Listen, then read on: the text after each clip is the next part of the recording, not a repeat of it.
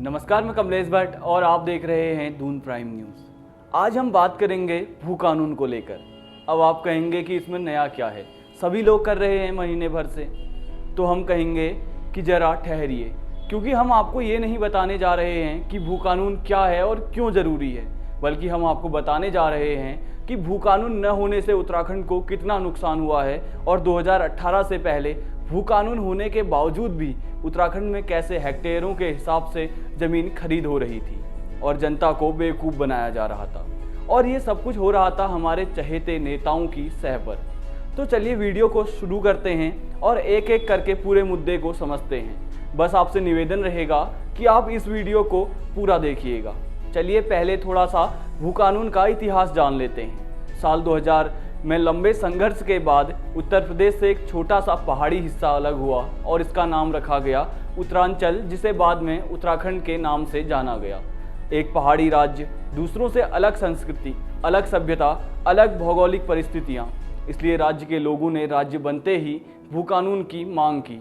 मनोवैज्ञानिक दबाव के कारण एनडी तिवारी सरकार के द्वारा उत्तर प्रदेश जमींदारी अधिनियम में कुछ बदलाव किए गए और नया भू कानून लागू किया गया, जिसके तहत राज्य से बाहर के लोगों को 500 वर्ग मीटर की कृषि भूमि जमीन खरीद के लिए इजाज़त दी गई और इससे अधिक भूमि खरीदने के लिए किसी भी व्यक्ति को सरकार से मंजूरी लेनी पड़ती थी। इसके बाद साल 2007 में सरकार आई बीजेपी की, मुख्यमंत्री बने भुवन चंद खंडूरी और इस बार भी सरकार ने पिछले भू कानून में कुछ और परिवर्तन किए और राज्य में भूमि खरीद की सीमा को कम करके 250 वर्ग मीटर कर दिया।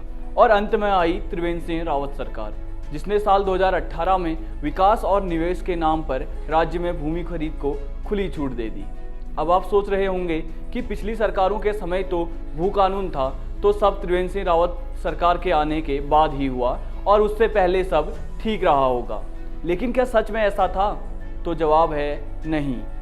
उत्तराखंड राज्य बन जाने के बाद से ही उत्तराखंड में भूमाफियाओं ने जमकर लूट मचाई और उन्हें सभी सरकारों का संरक्षण प्राप्त रहा। साल 2002 में एनडी तिवारी सरकार भू कानून लाई तो उसमें यह भी जोड़ा था कि 500 वर्ग मीटर से अधिक जमीन खरीदने के लिए बाहरी लोगों को सरकार से अनुमति लेनी होगी। वहीं 2007 में बीसी खंडूरी सरकार में इस सीमा को 250 वर्ग मीटर कर दिया गया। लेकिन दोनों ही कानूनों में कुछ समानता थी, जिसमें पहली समानता ये थी कि ये कानून नगर निकाय से बाहर लागू होते थे और दूसरी कि तय सीमा से अधिक जमीन खरीदने के लिए सरकार की अनुमति की जरूरत होती थी। अब यहीं से सारा झोल शुरू हुआ, जिससे दो चीजें हुई। पहली, नगर निकायों में जमीन खरीद पर कोई रोक नहीं थी, इसलिए जमकर जमीनें बेची गई। वहीं दूसरी, कृषि क्षेत्रों में भी सरकार की अनुमति से बड़े पैमाने पर जमीनें बेची गई। पिछले 20 सालों में हजारों हेक्टेयर जमीन नगर निकायों की सीमा में जोड़ दी गई है। बेधड़क जमीनें बेची गई और इसे अपनी उपलब्धि बताने की कोशिश हो रही है। मुझे समझ नहीं आता कि कोई चीज़ जो आपकी संस्कृति के लिए खतरा हो, जिससे आपकी सभ्यता को नुकसान हो, जो आपकी पहचान को ही मिटा देने पर आमादा हो, वो कैसे आपकी उपलब्धि हो सकती है। जहां राज्य बनने के बाद होना ये चाहिए था कि राज्य के लोगों को बेहतर शिक्षा मिलती, रोजगार के अवसर मिलते और राज्य का युवा राज्य के काम आता, लेकिन हुआ बिल्कुल इसके उलट। ये सब तो छोड़िए, इन 20 सालों में राज्य के पास जो बचा था उसे भी हम बड़ी शिद्दत से खुले दिल से लुटाते गए। इसे आप इस बात से समझ सकते हैं कि राज्य में प्रतिवर्ष औसतन 5 हेक्टेयर कृषि भूमि खत्म हो रही है।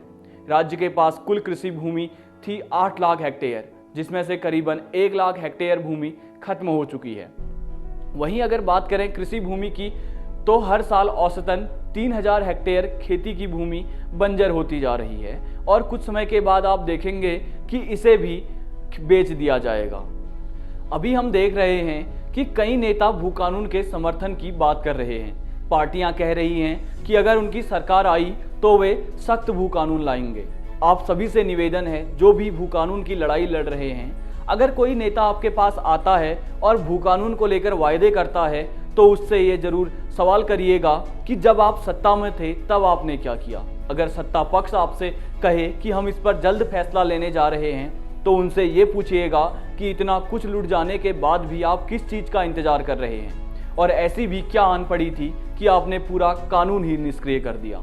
तो वहीं अगर कांग्रेस का कोई नुमाइंदा आपके पास आता है तो तो उससे ये जरूर पूछिएगा कि जब 2018 में बीजेपी सरकार के द्वारा भू कानून ही समाप्त कर दिया गया था तो उस वक्त आपने इसका विरोध क्यों नहीं किया? क्यों जब आपकी सरकार थी आप सख्त भू कानून नहीं लाए? क्यों जब 2002 में आपकी सरकार बनी तो आपने भूमि खरीद की सीमा को 500 वर्ग मीटर तय किया? क्यों नहीं बड़ा दिल दिखाते हुए, राज्य के भले के बारे में सोचते हुए हिमाचल की तर्ज पर सख्त भू कानून लागू कर दिया? हम देख रहे हैं कि इस वक्त यूकेडी भी भू कानून की मांग में बढ़ चढ़कर हिस्सा ले रही है। लेकिन क्यों उस वक्त जब 2007 में खंडूरी सरकार में भू कानून में बदलाव किए गए तब यूकेडी ने इसका विरोध नहीं किया?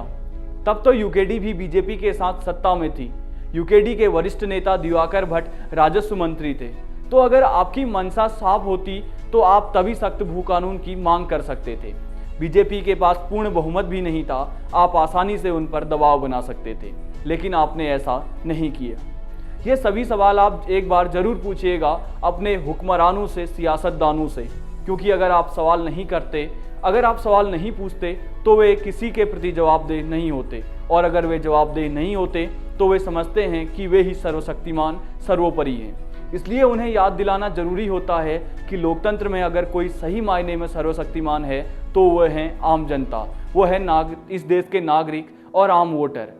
और इनकी शक्तियां ही एकमात्र ऐसी शक्तियां हैं जो स्थायी मानी जाती हैं। इसलिए आपको हमेशा हमारे प्रति जवाबदेह रहना होगा। आशा करता हूं कि आप ये सवाल अपने नेताओं से जरूर करेंगे। बहरहाल इसी आशा के साथ आप सभी से इस वक्त विदा लेते हैं। अगर वीडियो पसंद आया तो वीडियो को लाइक करें और चैनल को सब्सक्राइब करना ना भूलें। धन्यवाद।